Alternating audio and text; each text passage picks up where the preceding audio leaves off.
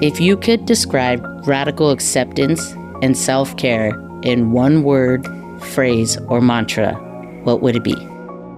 Radical acceptance is remembering, believing in that there's nothing wrong with me. I'm perfect, and I always have been. Maybe I can be perceived by people about how I am, but that doesn't mean it's the truth. So just holding the truth within yourself, letting yourself be your own compass, and knowing that you are perfect, you are already enough. Welcome, queer kittens and new earballs. I'm V, a two-spirit human, joy influencer, energy worker, and dad joke connoisseur. All pronouns accepted. This podcast started because we just want QTBIPOC to be well, to feel seen, and to be heard. So let this be your queer compass guiding you towards radical acceptance. And wherever you are in your wellness journey, just know you're not alone. We hope this podcast brings you joy where you'll learn, laugh, heal, and grow. On this episode, we're going to highlight tenderness. How we as QTBIPOC are taught to shove that shit down. Tenderness and vulnerability, they're a weakness. I'm just kidding. No, they're not.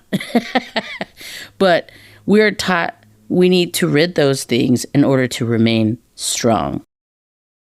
And we're going to have a lovely guest, Alexis Benefield, who her work definitely helps heal that. Also just opens that up for those spaces to be able to be tender, to be vulnerable.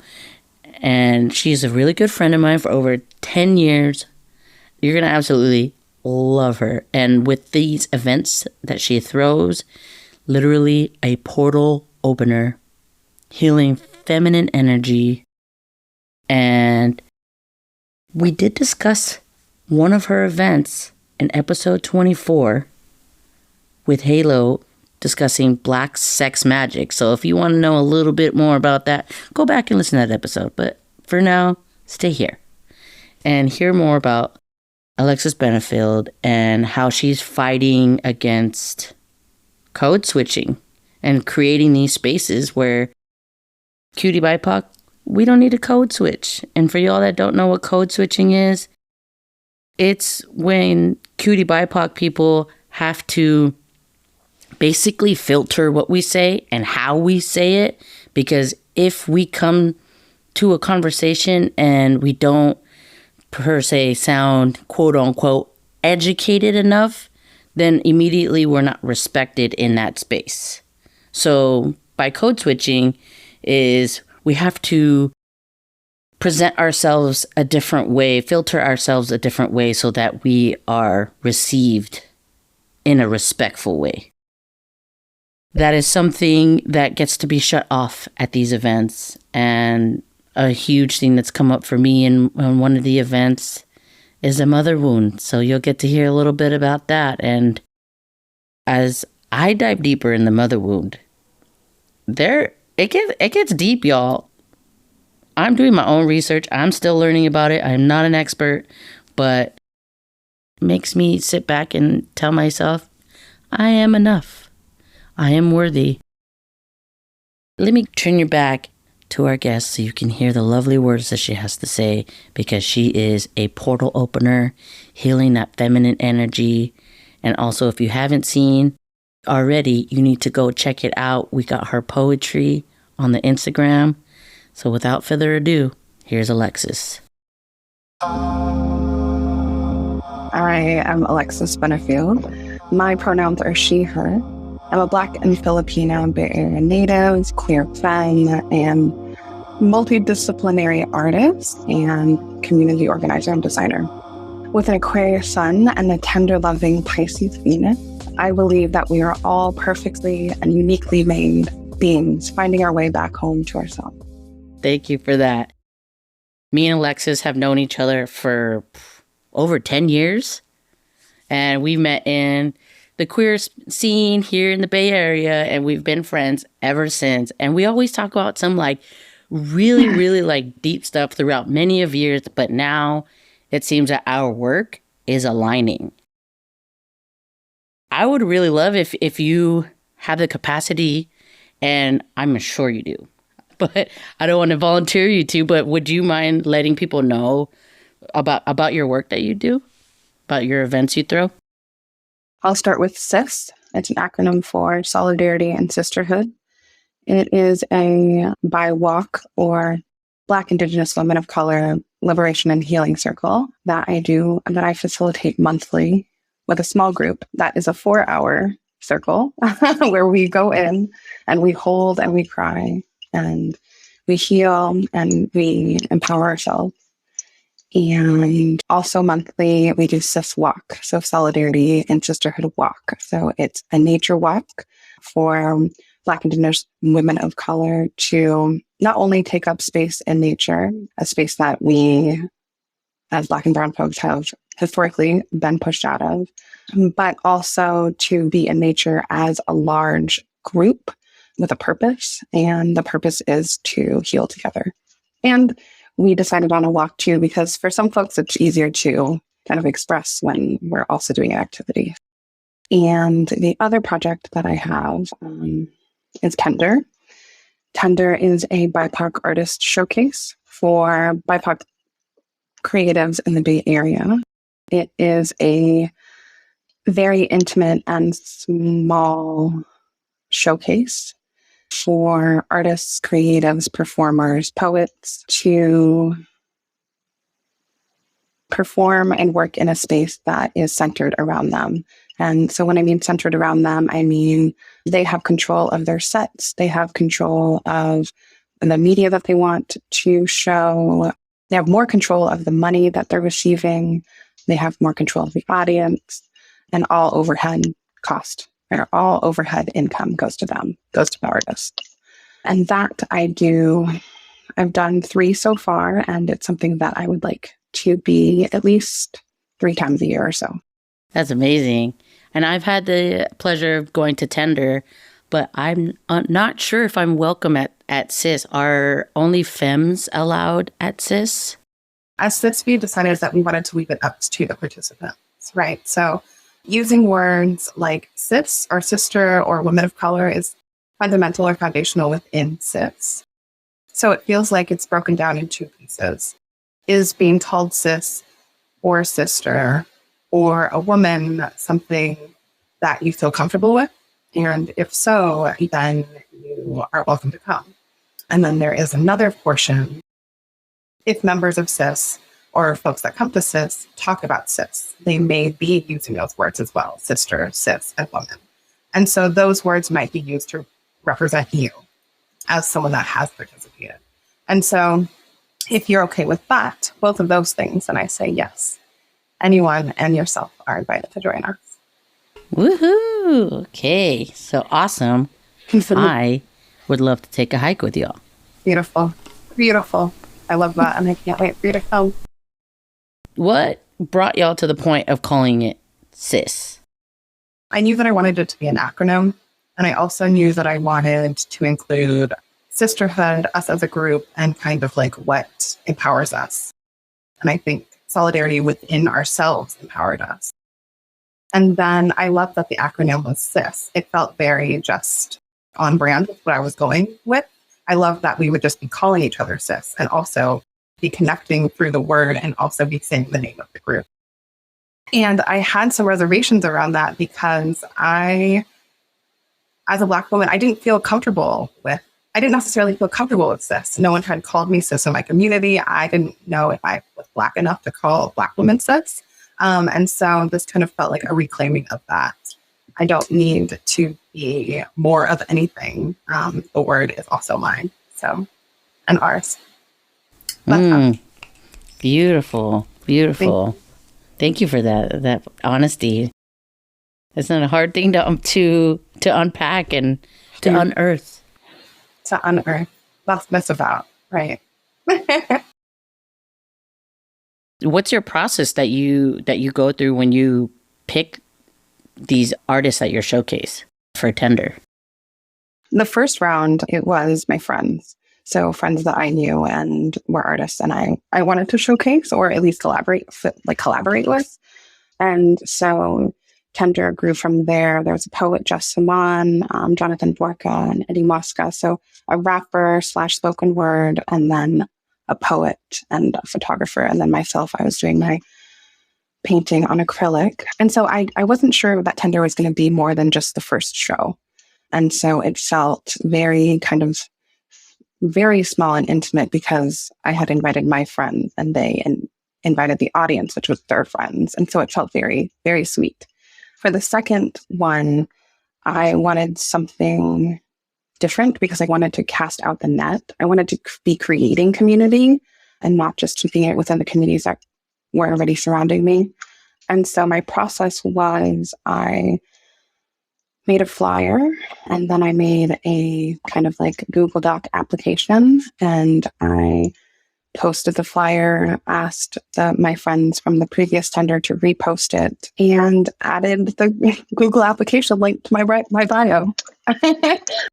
Because I cast out like such a wide net for the types of artists, my narrowing down really had to do with what types of artists will go well together and do they more or less represent the softness or the intimacy of the show.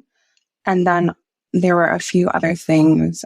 There are like long sentence answer questions in the application, and I was trying to be moved. So I was wanting to feel their want to be in the space. And so that was a big pull, like a big emotional pull for me.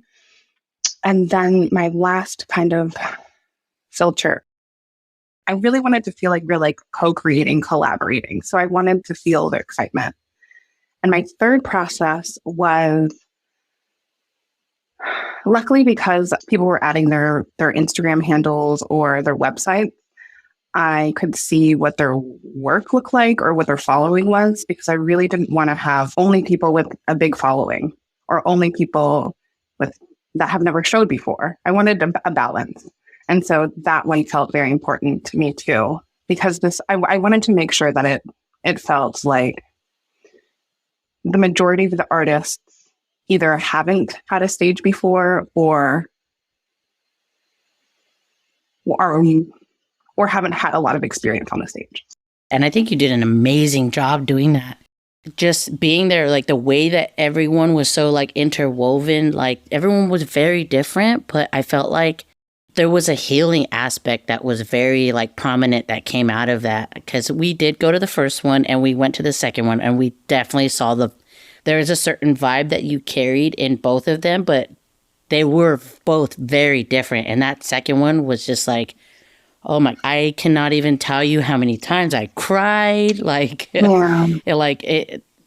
I know it was a showcase to, highlight these artists, but I felt like it was also an offering from all of these artists and like the way that they blessed all of us with their art. And I felt like it was a collective healing. And I don't know if that was like your intention, or did you have the intention of Tender creating an environment like that? Yes, I agree. So I agree that space is such a portal, especially the last one, because we were in that room and it was just purple, the lights, like it felt like a different reality, and energetically and visibly and auditorially, definitely. So Tender, even the word tender, I knew I wanted it to be so intentional and just kind of like, not necessarily a home, but like you can fall into it. And I didn't realize how much my intense intentionality would be like held so well until the end of the first Tender, right? So I was very intentional about every little piece, how the flowers went, how the artists met in the beginning, that we had a group meet. We did a grounding exercise in the beginning. We all talked. We were already crying in the beginning. I kind of asked myself, like, how did all of this sweetness arrive? Like, how was it created? And the reflection I came to was that that's what I was asking for. That's how I was treating the artists. That's how the artists received me. that's how the artist expressed to the audience, and that's how the audience acted. Nobody's taking out their phones to record. Nobody is really drinking. Everybody stays quiet. We're all so there. So yeah, and it's everything I'd ever wanted and more than I could have imagined, just the energy that we create together. Yeah, space. Definitely. It was such a unique experience. All of us were sitting on the floor on like these big cushions, and we were forced to like be in close quarters. And fortunately, I met like a whole bunch of different people just around who we were sitting around, just like really like all like feeling what the artists were putting out. Like it was so beautiful. And I came to a thought, and I was like wondering, I was like, what in the world led you to even start something so impactful and so beautiful like Tender and Sis? I would say this began post 2020, or 2020. So post George Floyd's murder. It felt like the distance between myself or who I was and who my people are, like BIPOC folks versus and white people. And I think that feeling that distance made me question the communities that I hold myself in, that I surround myself in. I grew up in a like very white, Marin, affluent area, or I moved there. And post 2020, I just said to myself, oh, this is so horrible. I'm like, there's a lot of white people around me, and I'm not white. And can they really support me the way that I need when I have to explain so much to them in order for them to understand me? I wanted more BIPOC people around me. Like I wanted to be around people that I aligned with. And I didn't realize that was something important to me. I honestly didn't realize like the word or the feeling of community was important until after the creation of Sis and Tender. So I knew that I wanted a space for women of color, that I wanted to be in a space with women of color, because I thought to myself, if all of us are in this space together, women of color, BIPOC, Black, Indigenous women are not a monolith, right? But if we go to this space together, then that kind of label of us kind of gets to like sit back a little bit, and we get to be the other things in this space. And so I really wanted to find those other things. I wanted to learn who I was through my people. And that's it. And Tender would be a similar thing, but a different avenue for myself. I wanted to be around creatives, and I also wanted to be around people in the city that I lived in. I wanted to walk down the street and see people that I know and talk to them. And that's not something that I had. And I wanted community. And I knew I wasn't the only one. And so I knew that we could forge it. We could forge it together. Absolutely. Thank you for sharing that. I can resonate with it so heavily, not being in a group of people where you had to code switch, where you could just exist in who you were, not having to make sure that you're understood by everyone around, because everyone's going to get it. And which brings me to like an experience at a coffee shop I just recently had, telling this young queer woman who was Filipino behind she was the barista, and I was letting her know about this podcast, and she was like, oh my God, this would be amazing, because she was like, and she brought me in close, and she was like, I want a wellness podcast because white people just worry about different shit.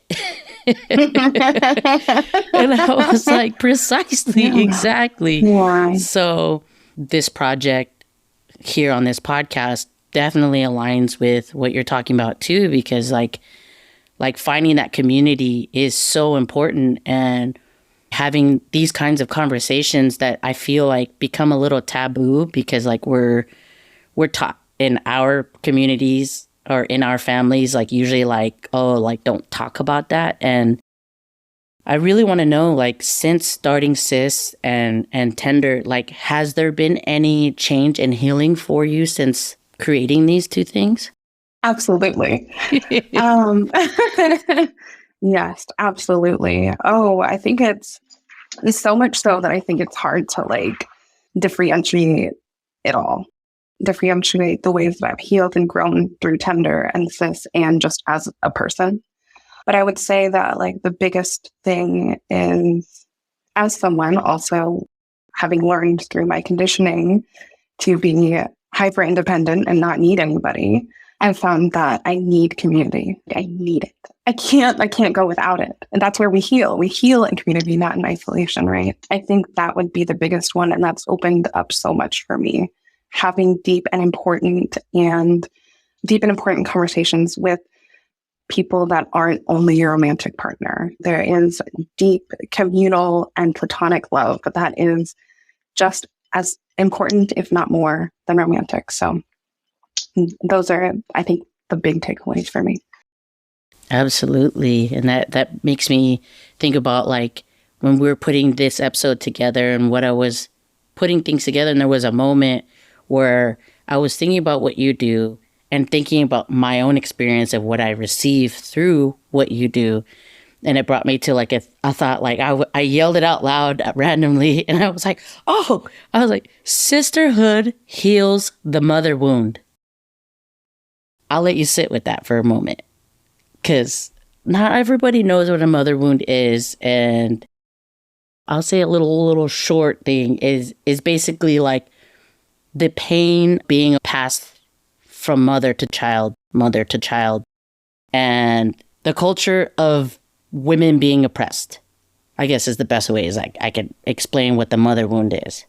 And I think that from my experience from a particular event of yours that was private, which was your birthday, I think Tender opened up the wound, and then like your birthday tore it open, like made it raw, made that wound like existent, but in also a very like healing way. And I don't know if you realize like how collaborative and how vulnerable your birthday became as a whole, as everyone that was there.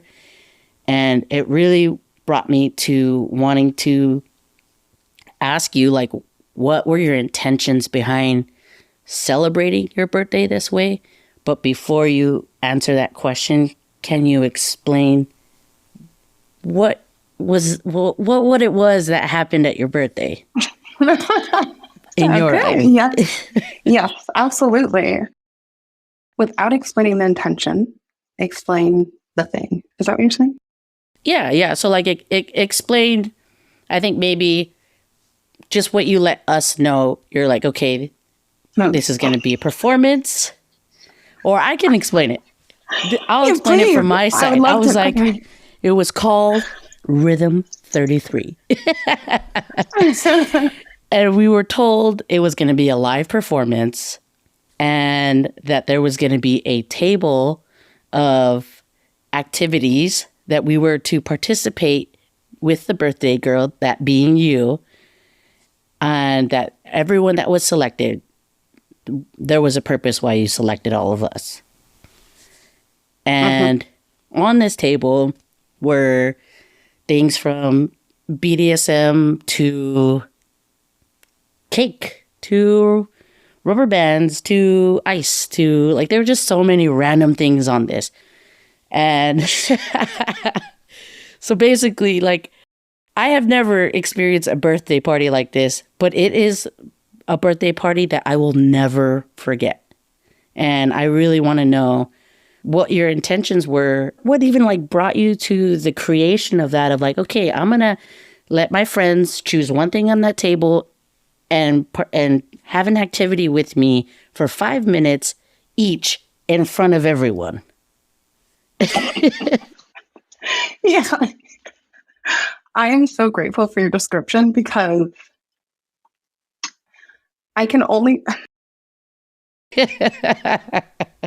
I know the whole story, right? And so I don't know the perspective of a person that doesn't know the whole story. And now I'm hearing what it is. And it's like, that's crazy. You know what I mean? I mean, but I was open to it. Yeah, you're like, I'll go though. Yeah, so Rhythm 33 was a performance piece that was modeled after performance artist Marina Abramovic's piece, Rhythm Zero. And I just changed it to 33 because I turned 33. But she placed 72 objects on a table, which ranged from a loaded gun to a knife, a feather, a rose, and she just got to, and this was to the public. It was not a private event. And it was very interesting to me how the public responded and reacted when they were given consent and consent to a person that would not react. I just felt very, very vulnerable. And I just felt grateful for that piece and how it highlighted parts of the human experience that we don't usually let come out of the dark and into the public. Tying that back to me and my birthday, my heart is heavy. I'm going through a lot. My birthday was in February. This is one of the hardest points in my life. It has been really hard to deal with. And I have community that loves me so deeply. But I found myself feeling like I wasn't being cared for in the ways that I needed. And it became clear to me that it isn't a lack of them trying. It was that I haven't taught them how to love me and care for me in the ways that I need, because I keep this like very stoic and stern facade. And to be honest, I don't know even how to show them. I didn't know. And so that's what this was. I wanted y'all to see me just as raw as possible. And I wanted y'all to hold me and watch it happen and be a part of it. And y'all fucking held me. And that felt like a lot to ask. Honestly, it felt intense emotionally, but what ended up happening was beyond that. Like, yeah. It was spiritual. I feel energetically connected to everyone still. We moved shit. We changed big things. I'm just not exactly sure what yet. You know what I mean? Yeah, absolutely. And as your friend of 10 plus years, it was the first time I have ever seen you cry. It was also very new for me. And in particularly, there was a moment where another friend of ours was, I'm assuming, yelling at you in Tagalog. I don't understand the language, but I felt like I knew what it was. Like, I felt like it was a mother yelling at a child, and I was just like bawling my eyes out and then watching you just cry with your entire body. And I have never seen you cry before. Was such a powerful moment. And I feel like, as you said, like it connected all of us in such a different way. And it was just, I can't even find the words of how beautiful, empowering, and how connecting that was. And also how hard it was to see you whole bodily cry like that. And for us to just be sitting all around watching as this performance is happening live in front of us and not being able to, I feel like we all like held you in our energetic way that we could while respecting the performance. But it was very raw. And what came up for me was honestly like my own mother wound. And it made me almost humanize my mother's experience. And I was seeing my mother and her experience with her mother.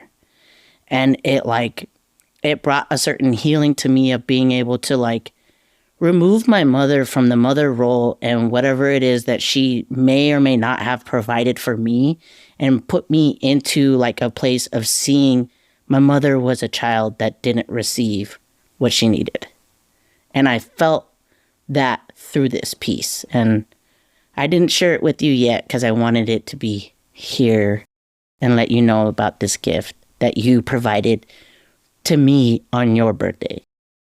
But I was curious how this whole process unfolded for you and what came up for you. I'm shaking right now. It's like I am still too. So, yeah, it's like still so alive. What I think is an incredible missing piece is that I asked that friend very vaguely. And not only that, but I asked her at 3:00 that day. So I had asked her. So she somehow, her Virgo ask somehow made it work and came out with that. I had no idea it was going to be that. And it was not specific to me. That I feel like is the crazy thing. I felt so held by the group. I did not feel alone at all. I heard other people crying. I could feel them crying. And I could feel that, like, what they were releasing too, because, like, I guess just to say, it wasn't specific to me.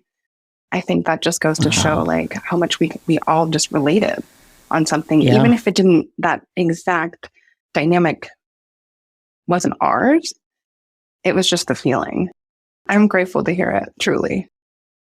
I don't think that's exactly what you were saying, but it's like we are always who we are and the child version of us. All our versions are alive always, right? And so even though we witnessed the same performance, we can all connect to it in different ways. Oh, yeah. That brings me to, like, thinking about, I was watching this documentary called, like, the Zeitgeist documentary or something, and there was a doctor that talked about just how the experience our mothers have while we're in the womb, we absorb that. We absorb those experiences, we absorb that stress, and we become, like, more susceptible when we're out in the life. And it just made me think about just my own mother and whatever she experienced, almost travel in that moment, like time travel in that moment. Yeah, it's hard to explain, right? That power in it, and that beauty in it. And I just wanted to be able to, like, really thank you for that and ground in gratitude. And because it was a very, I wish that I could just explain it in the words that I can't explain it, but you're right. I think that I'm trying to tie this all together in the terms of, like, past experiences are passed through the wombs, which are almost existent within us. And to see something like that in front of me was like I was reliving something that my mother experienced and perhaps was thinking about while I was in the womb, and then it passed into me. Not too sure how this all works, but that's where I was tying it all together. And I just wanted to take that moment and ground us in gratitude and also share that with you. Thank you. Thank you. I think about how, for those of us that have eggs, we're born with our egg. Is it almost like three generations can be in one body? A mother can hold a baby that has eggs, and those eggs are already there. So, just to speak to what you were saying, it's like, it's no wonder it can be passed. It's direct. Like at one point, we're all touching, sharing like the same blood. It's incredible. I never thought of that. Ooh. I mean, I'm not a scientist, so I don't. But it makes sense. It definitely makes sense.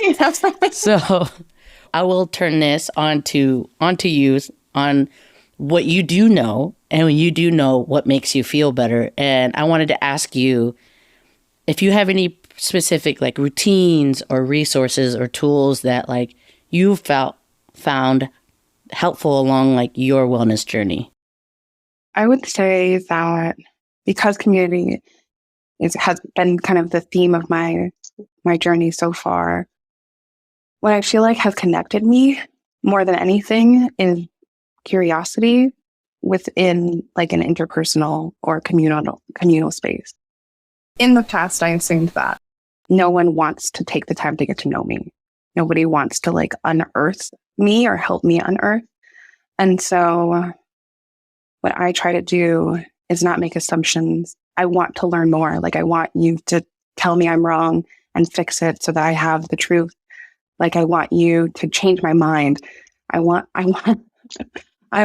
trust my people that I trust and love to change my mind. Let's figure it out together. Let's unearth it all. Like, let's change our mind one day and go back. Who cares, you know? But I feel like what routine or what has helped me the most is kind of building, I guess, like communicative trust and playing, kind of like playing in areas that feel scary, like being vulnerable. Thank you for that. And I'm going to wrap this all up and ask you a last question. If you could describe radical acceptance and self-care in one word, phrase, or mantra, what would it be? Yes. Okay. So this is a quote by Nikki Giovanni. In the quote, she says, but I wanted to change it to you because it's like, I don't want to, it's not me. Right. Okay. So it goes, I am so perfect, so divine, so ethereal, so surreal. I cannot be comprehended except by my permission. And for me, I think that radical acceptance is remembering, believing in that there's nothing wrong with me. There's nothing wrong with me. I'm perfect and I always have been, right? And maybe I can be perceived by people about how I am, but that doesn't mean it's the truth. So just holding the truth within yourself, letting yourself be your own compass, and knowing that you are perfect, you are already enough. Yes, I love that. Thank you so much. Thank you so much for that. And my heart, I'm like rubbing my heart right now. Like, yeah, that's right. I am enough. And you are enough. So thank you. Thank you for that. If you're wanting to, can people reach out to you? And if so, how can they find you? Yes, you can reach out to me through, it is Alexis Ben, ALEXISBEN. There's also Tender. You can reach out to Tender at Tender_BIPOC Showcase. And also Sis at Solidarity and Sisterhood. And you can find all of these social handles in the show notes. Do you have any other shout outs that you want to give while you have the air? I want to shout out to my girls. So I want to shout out to Sis, Jamie, Nick, and E, my babies. I love you. And I love you ladies too. Thank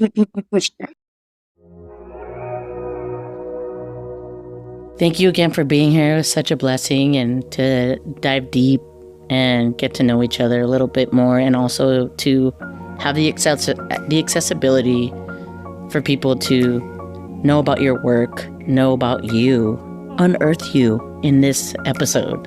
Thank you, V, and thank you to the Quest crew. Y'all are documenting the times, and that is irreplaceable. So I'm so grateful to y'all, and I'm so grateful to be here. Thank you. We have so much more to explore and share with you on the pod. Tap that follow or subscribe button to get every episode as soon as it's released. And give us a 5-star rating or review on Apple Podcasts or Spotify.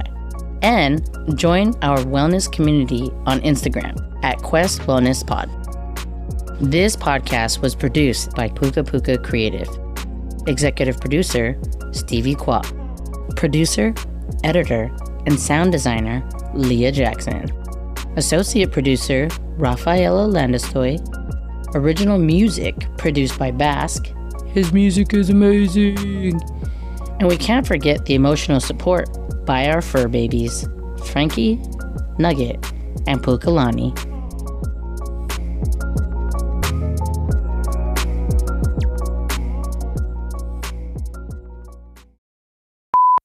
I went off script a bunch of times. I'm sorry. It's okay. I know. I'm like, wow, I don't think I read any of my notes except that quote. But that's okay. That's the beauty of it. Yeah, I did so much research and did none of it.